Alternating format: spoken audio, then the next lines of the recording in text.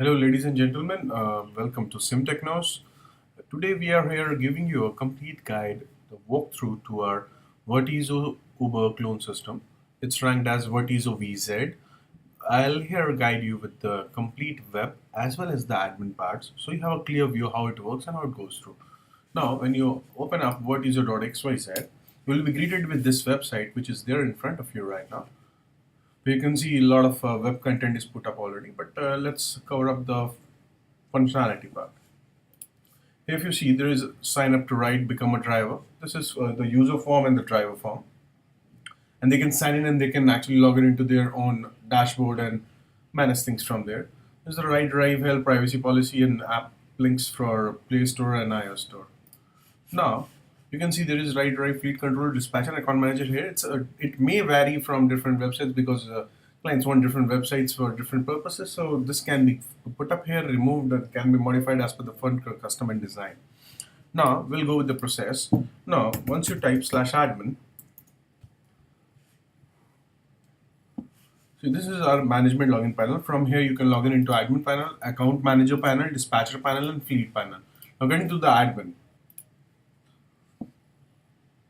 In the admin panel, you will be greeted with the dashboard. In the dashboard, you can see there are total number of rides, revenues, number of service types, admin dashboard, total rides and stuff, user cancel count, provider cancel count, number of fleets, and number of scheduled rides, all that there.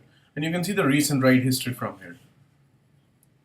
Now, going to the second item in the list is the dispatcher panel. This is used for manual dispatch when a customer prefers to give you a call and ask you to actually book a cab on his behalf. So you can simply do that by putting up his details here and selecting the service, and you can auto assign the provider or you can manually assign the provider, and this can be for a immediate pickup or for a scheduled time. Now, the third thing is the heat map, where you can actually see like which place is generating more ride requests and more drivers are required, and you can actually like make it a point that more drivers are from the particular area, so the riders get requests done fast, and you make more money out of it. Now, this members area is actually for creating user accounts and managing them, provider accounts and managing them, dispatcher accounts who will be your dispatchers. You can define different dispatchers for different areas, different regions, and they can actually independently take a calls from the customers and book the cabs for them. For example, like your solution is working in a particular like city in which there is a adjacent village where there are people not having much of a scope of like a smartphone, so you can actually give them your phone numbers and they can give a call, and the dispatcher will book the cab for them, and the cab will go and pick them up and drop to their destinations. Now, fleet owners are the people excuse me, who are more like business owners who have multiple cabs are running under them, and they can actually easily manage their account with multiple cabs inside and calculate their revenue and the number of trips taken and everything. Account managers are the people who are under admin but has much less privileges. They are authorized to actually manage the day-to-day operations and calculate the revenues and see if there are any issues there with the rides and anything else.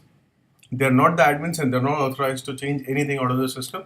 They can just report, collect statistics, and process things. That's all. Now, these are the statements. In the statements, you can see the overall ride statements, the provider statements, the daily statements, the monthly statement, yearly statement. This metrics enable that you can see that how much profit your business is making, what is kind of revenue you're generating, what is the daily status of the system, and like what amount of payouts you're supposed to be made to the providers. Now, this is the map. This map, you will be worried like why there are two maps. Because see, heat map is something which gives you the right request, but this map gives you the complete God view that from where the cars are available, where the users are from, whether driver is available or not, whether the driver has been deactivated or not. So you have a complete stats and history of this. Now this is the ratings where you can see user ratings and provider ratings. The ratings which riders give to drivers and driver gives to riders. Now this is the request history where you can see like whatever the requests generated and what happened with them, whether they were completed, cancelled, or whatever happened. And you can view them and you can have more details and you can understand whether they were paid by cash or card or how it was done. Now, this is the list for the scheduled rides which are pending in the system and which can be done. But you can manually assign even. Now these are the service types which you define basically. You define service types like what will be the service type, what will be the name of provider, what will be the seating capacity, what will be the base price, the base distance price. Let me open one for you so to give you a fair idea actually about it. Now, service name. This is the service name. This is the provider name who is driving the car, so it doesn't know its driver. Ride types, do ensure that it is closed, because if you don't make it closed, the destination it won't take. The ride types is supposed to be open only in the case when the rides are going for house stations, and the first service which you make should never be open. It should always be closed. Occasional ride is something which enables you to write notes. This is the picture part. This is the base price. This is the basic price which a customer has to pay, the minimum fare. This is the base distance which the car travels in that particular base price. Percentage per ride. This is the amount of money which is being charged. Unit time pricing for rental amount. I hope you can understand. This is for the hourly rental system or outstation system. And this is the unit distance price per kilometer. Seat capacity is how much, and pricing logic is something very amazing actually. See, you can set the pricing per minute, pricing per hour, distance pricing, distance per minute pricing, distance per pricing. If you want to go for outstation, distance and per pricing per hour is something which you should actually select. So you can have multiple service types and you can get that started, no problem. Now this is the list of the documents which you need the driver to provide. The driving license, the parks book, the joining form and stuff like that. And you can create any and remove any as you like.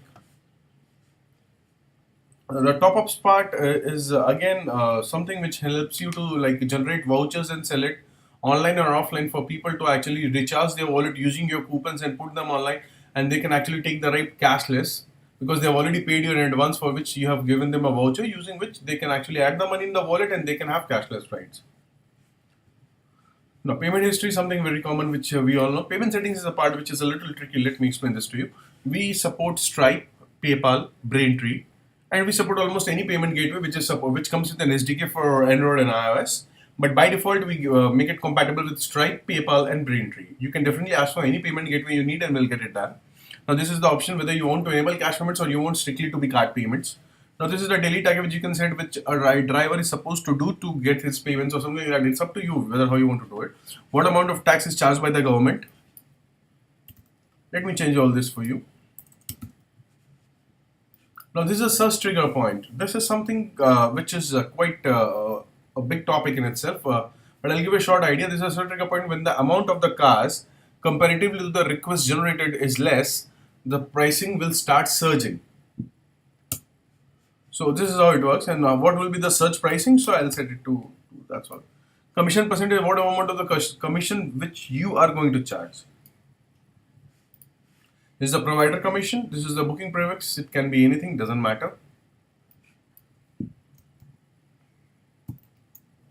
And this is the currency where you can select which currency or which region you want to operate in. You can set up the currency. On top of that, if you want any currencies to be added in the system for your selection, we can do that.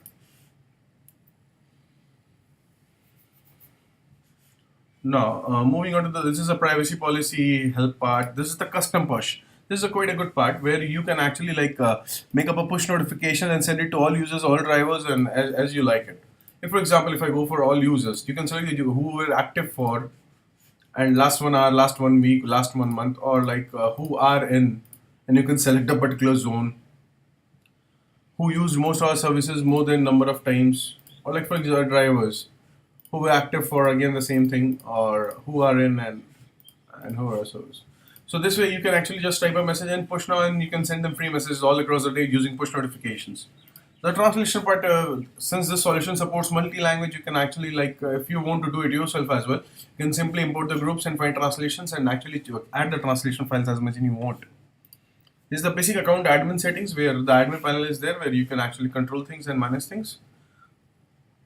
So for this, to access this, there is the username and the password which we have disabled for the demo purposes, but you can, when you get the solution for yourself, you can actually change it to anything you want. So to sum up the admin part, we have made it simple, clean, and very much understanding so that you can easily operate your business rather than keeping worried about the idea that how it's supposed to be managed and how it is to be done. There is one major thing which we didn't show to you right now, and which happens to be site settings. This is the place where you can actually add up your site name, your logos, your site icons, your corporate content, your Play Store links, App Store links. This is the provide accept timeout. Like for example, like when a rider sends a request for ride, how long is it going to? How long will a provider get notified for it? So we send it to 60 seconds. Search radius, it will be 100 meters, or you can send it to be like 1000 meters, 10,000 meters. It's up to you. This is your emergency phone number. You can select it to be manual assigning system where the auto assignment will be off and the admin will be responsible for assigning cabs to people. Broadcast assigning, that broadcast assigning is that everyone is notified, all the drivers are notified. Whoever picks first gets the ride. Now track live travel distance is a thing where it travels the live distance which is being traveled rather than the estimated distance. Now these are the contact numbers and stuff, and this monthly subscriptions is for driver where you set up the driver subscription fees. I believe that will sum up most of it basically because we have covered the entire admin part though. And now getting to the final things which are there already, I'll just give you an idea.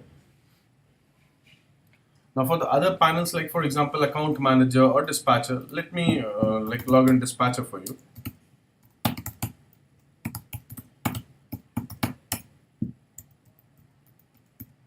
I hope it's the one. Now here you can see this is the dispatcher panel which has very limited access. They can only just do dispatch, nothing else. So like this, all the panels are designed this way. So I believe you have a very clear view of this admin panel of Vertizo VZ. And if you have any other queries, you can definitely drop us to our live chat on our website and you can get your queries resolved. Thanks for your time and patience. We appreciate your time. Have a great day ahead. Thank you so very much.